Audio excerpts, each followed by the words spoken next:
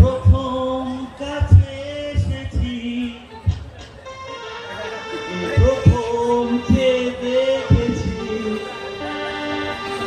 প্রথম ভালোবেসেছি, তুমি না আমি, না আমি, আমি তোমাকে প্রথম ভালোবেসেছি।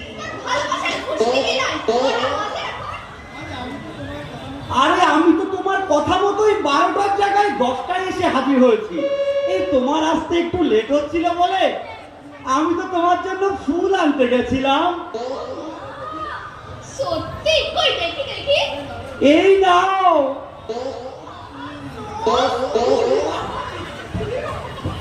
আমি আরো শুধু তুমি তো আমাকে ভালোই বাসো না। না না, সত্যি বিশ্বাস করো, আমি তোমাকে অনেক ভালোবাসি। সত্যি? হ্যাঁ বাবা, সত্যি। উড়ি বাবা রে,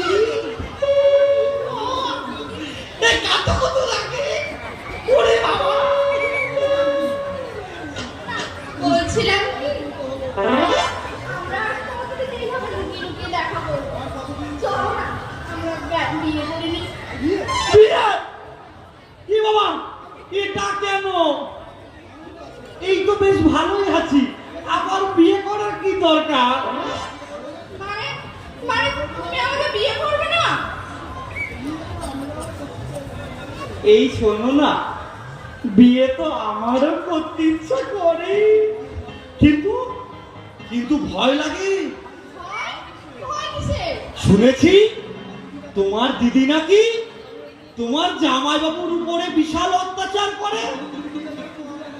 তুমিও যদি বিয়ের পরে আমার সঙ্গে অত্যাচার করো?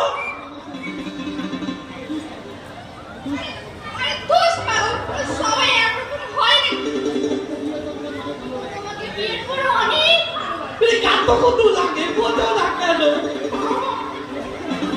আরে বিয়ের আগে সব মেয়েরাই এমন বলে, আর বিয়ের পরে ঠিক তার উল্টোটাই হয়।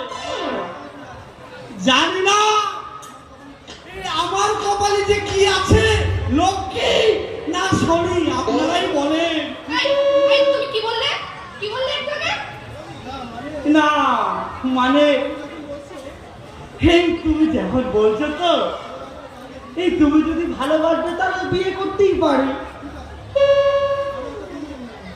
ঠিক আছে, ভালো একটা দিনক্ষণ দেখে আমি তোমার জন্য একটা চিঠি লিখে পাঠিয়ে দেব, আর তুমি দেখে টক করে চলে আসবে বাসে করে। ঠিক আছে, কিন্তু এটা বুঝলাম না, আমার কাছে তো ফোন আছে, তুমি কেন চিঠি লিখবে? আরে ও শোনা, একটু শোনো না, ওটা আমাদের ওই স্মৃতির জন্য, যখন আমাদের এইটুকু কাকা আর কাকিমারা ছোট ছোট বলে না, খুকা আর খুকি আসবে, আরে ওদেরকে একটু গল্প শোনাতে হবে না কেমন প্রেম করেছি। আমার লজ্জা করে না?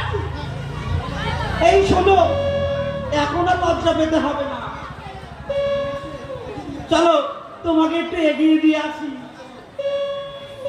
এই পথ যদি না হয় তবে কেমন হতো তুমি বলো তো?